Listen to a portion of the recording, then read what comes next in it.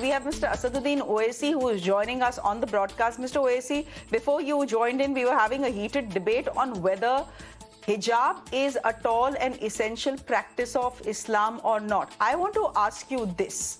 Is it the right lens from which we should be looking at the entire issue? Because one of the judges today, Justice Dhulia, has said that this question is not even key to the case in front of us. It is about choice and choice alone. But here's the question.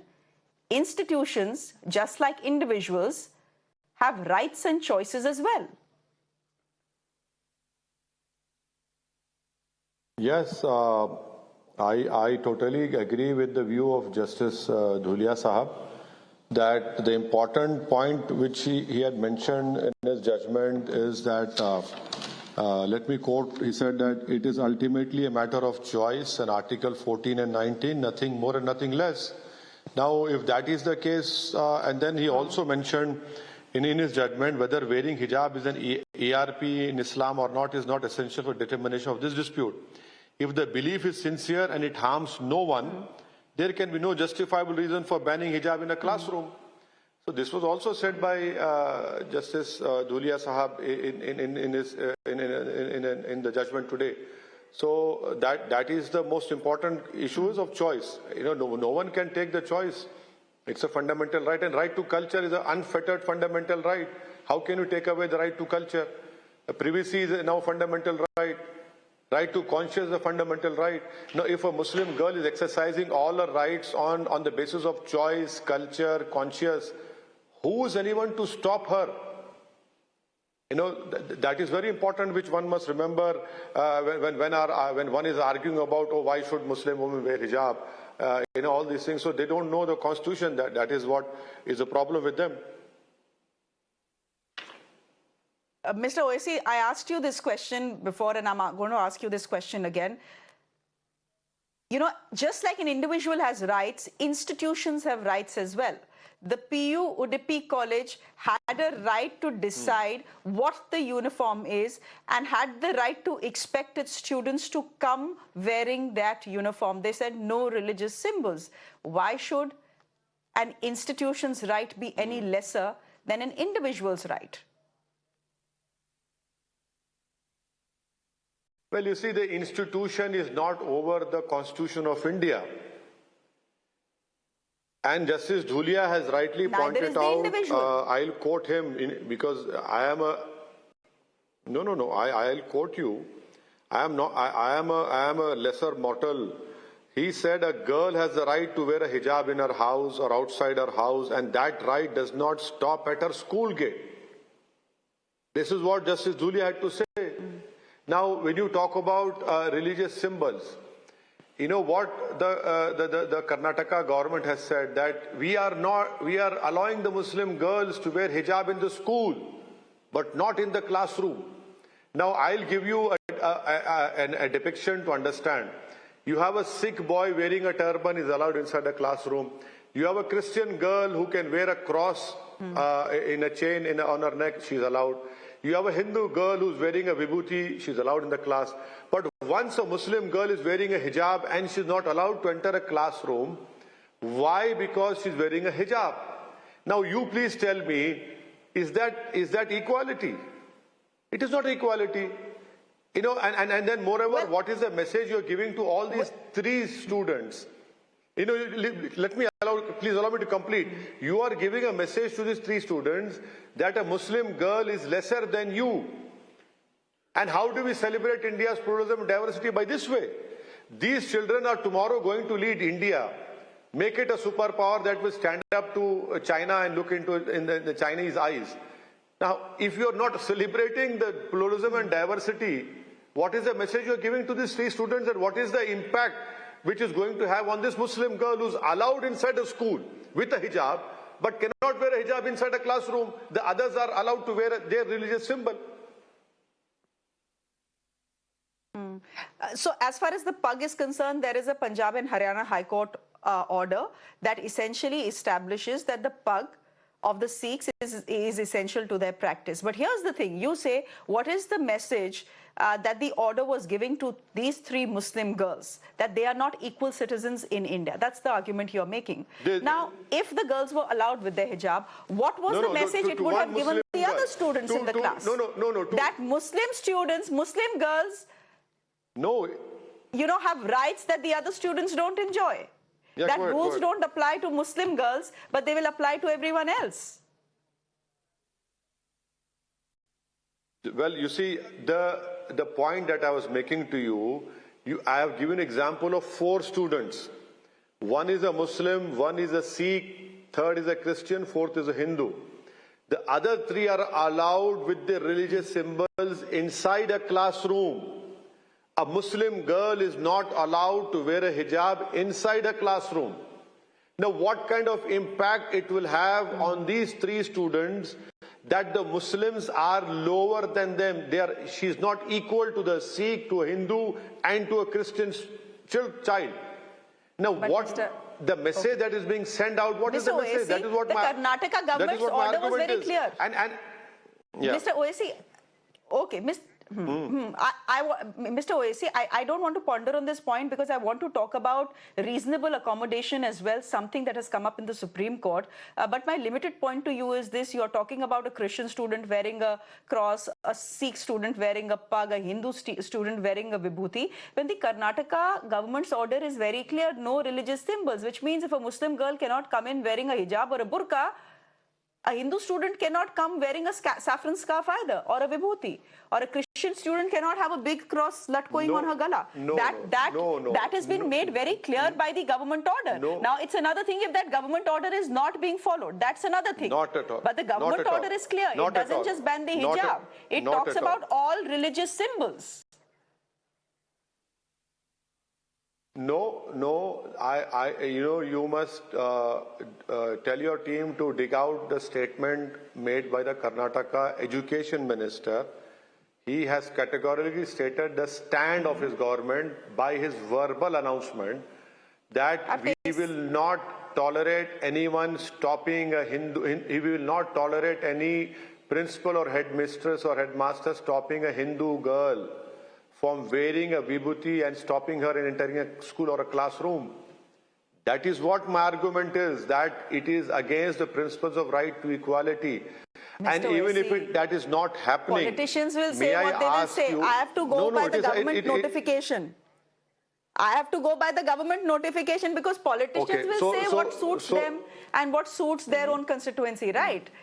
But I have seen the notification, and the notification is fairly secular, as it were. It may have come up because of the Muslim students, but it's talking about no religious symbols being allowed. Okay, let me press you on another point. Let me press your legal mind on another point. There is something called reasonable accommodation, and this is something that came up in court as well. I want to ask you, if the schools, colleges, institutions, to some degree were expected to have reasonable accommodations for students who actually wanted to come and wear the hijab, does that same concept of reasonable accommodation not apply to the Muslim students as well, sir? What are we telling you? We are not telling you not to wear the hijab. We are just telling you that please don't wear the hijab inside classrooms. No, but you are Mr. not. Owaisi, should I repeat my question to you? That who are you to tell me that? No. Allow me to complete. I heard what you had just asked me.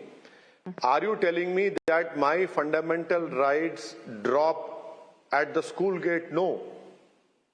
You cannot snatch away my fundamental rights, my right to culture, my right to conscience at the school gate. You cannot do that. Who are you to do that? You cannot do that. What is this reasonable accommodation?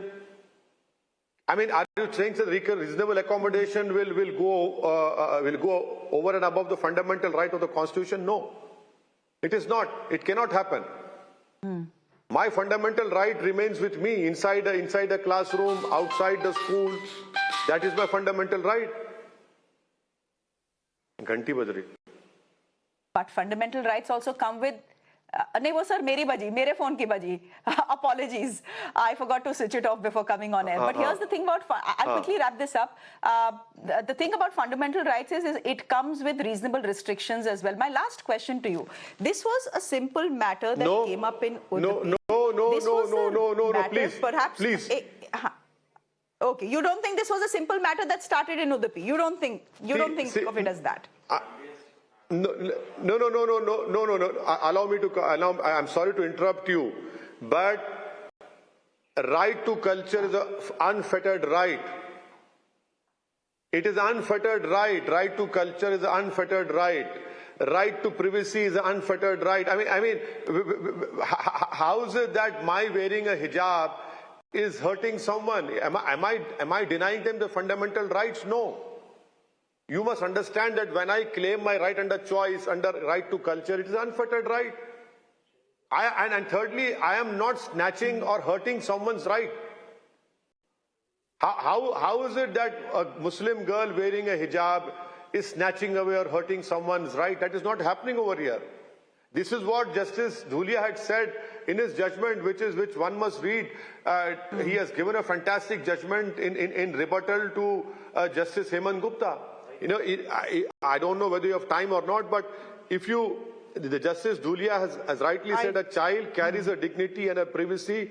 Even when she's inside the school gates in a classroom, she retains a fundamental right. To say that these rights become derivative rights into classrooms is wholly incorrect.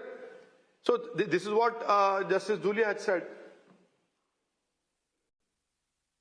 Okay, so again, as I said, this is an argument between individual rights and institutional rights, which is supreme. Asaduddin Owaisi, before I let you go, the one argument that has been made today in court as well is the emotional argument that above all, this is what Justice Dhulia has said, that above all, foremost in my mind and uppermost in my mind is the education of girl students. I want to ask you, I have my colleague in Udupi right now, which was the epicenter of this entire bawal, as it were.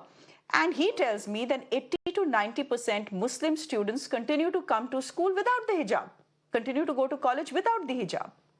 So where is it becoming a question about if you don't let these girls wear the hijab, their education will be stopped, and that we are making their lives more difficult? This is something that Justice Dhulia has spoken about as well.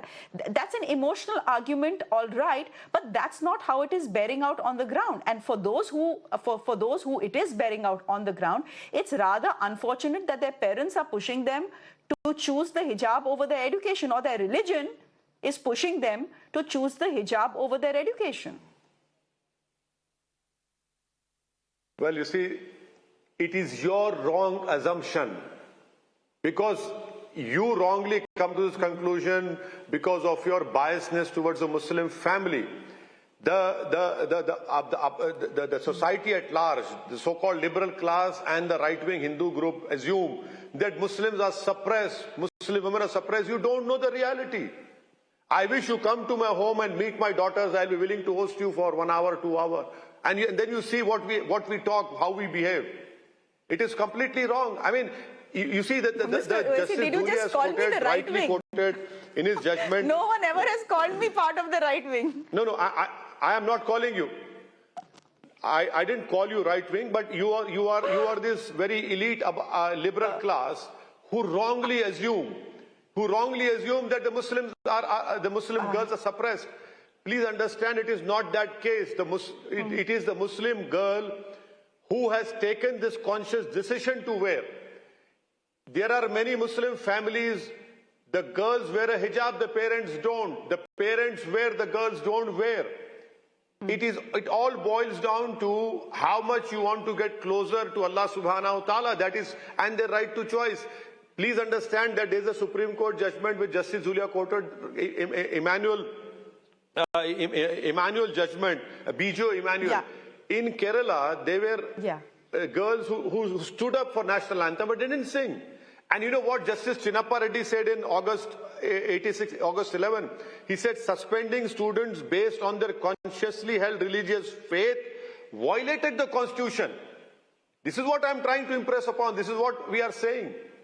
Even if a Muslim girl wants to wear an hijab, now let me give an example. You have this famous case where a Muslim girl wearing a hijab, riding a two-wheeler, enters her college, parks her two-wheeler, and then she's surrounded by all this mob. Riding a two-wheeler, is that not independence? Has her parents forced her not to drive a two-wheeler? She drove a two-wheeler. That is what I'm trying to impress upon, that please, people who do not know about Indian Muslim families should get educated. You know how independent the Muslim girls are. Look at them, they want to take their own decisions. And Islam allows them to take their own decisions, but it is wrongly assumed by the elite liberal class and the right-wing Hindu class that, oh no, Muslims are being suppressed. You have this elite liberal class and the Hindu right-wing who are together in wrongly assuming that the Muslim girls are suppressed. That is not the case. So essentially the point you're trying to drive home, Mr. Owaisi, is that these girls have gone to the court because they believe it is their right to wear the hijab. Again, as I said, it's now a question between individual rights and institutional rights. Should the question of hijab being part of an essential practice of Islam have come up in this case at all? Justice Dhulia says it shouldn't have come up. Well, we'll leave it there for the moment. Always good to speak to you, Mr. Owaisi. Thank you very much. It's interesting that you called me names. You called me liberal, a misguided liberal, but I'll take it. Thank you very much.